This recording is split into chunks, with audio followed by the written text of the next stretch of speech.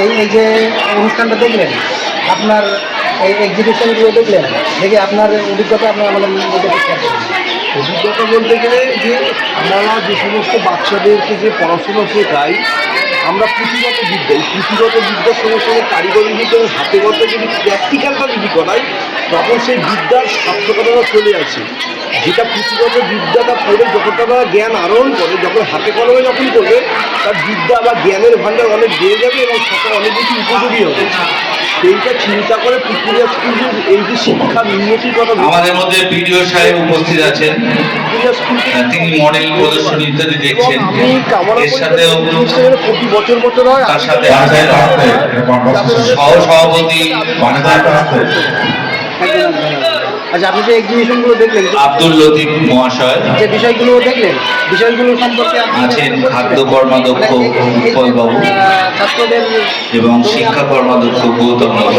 আপনার কেমন মনে হলো? ছাত্ররা কি না, এইখান থেকে মনে হলো যে ছাত্ররা একটা নতুন কিছু জিনিসের স্বাদ পেয়েছে, তা এটাতে ওরা অনেক বেশি ইন্টারেস্টেড, এবং এটাকে যদি এগিয়ে নিয়ে যায় তাহলে আগামী দিনে দেখা যাবে পুকুরিয়া স্কুল কিন্তু চাপড়া, অনেক চাপড়া না, হয়তো সমগ্র নদীয়াতে একটা মাথা তুলে দাঁড়াবে, অনেক ভালো রেজাল্ট করবে, সেটা আমাদের প্রত্যেকের মঙ্গল হবে।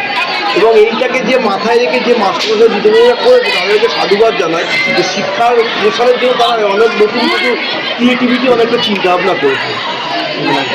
এই সায়েন্সের যে বিষয়গুলো দেখলেন, যে একটা দেখছিলাম যে কলকাতার মাধ্যমে একটা কী করলো, ওটা সম্পর্কে আপনি একটু বলুন। অ্যাকচুয়ালি বিজ্ঞান তো আমাদের ভবিষ্যৎ, বিজ্ঞানের উপর আজকালকার দিনে আধুনিকতার যুগ, বিজ্ঞানের উপর বেস করে সমস্ত কিছু আমাদের দাঁড়িয়ে চলছে, আগামী দিনে আমরা চলছি।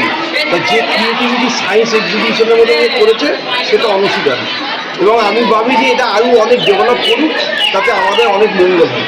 মানে যে ছাত্রগুলো করেছে দেখলেন, মানে তার কাজ আপনার ভালো লেগেছে? একদম খুব সুন্দর, খুব সুন্দর করেছে। অনেক আপনাকে ধন্যবাদ, আমাদের এখানে আসার জন্য আপনাকে অনেক ধন্যবাদ।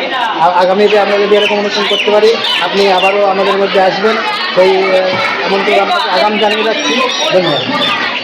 পালন হয় আমাদের স্কুলে, কিন্তু এই মডেলিংগুলো বড় আকারে এবং আমরা চেষ্টা করছি প্রতি বছরই এরকম একটা শিক্ষা সপ্তাহ টাইপের করে এডুকেশন উইক, এটা খুব দরকার। এটা এডুকেশন উইক করেই আমরা করব। এডুকেশনাল ট্যুরটা চালু আছে, এডুকেশনাল পত্রিকাটা আগে হতো, মাঝে কয়েক বছর করা হয়নি, এবার আবার আমরা উদ্যোগ নিয়ে শুরু করি।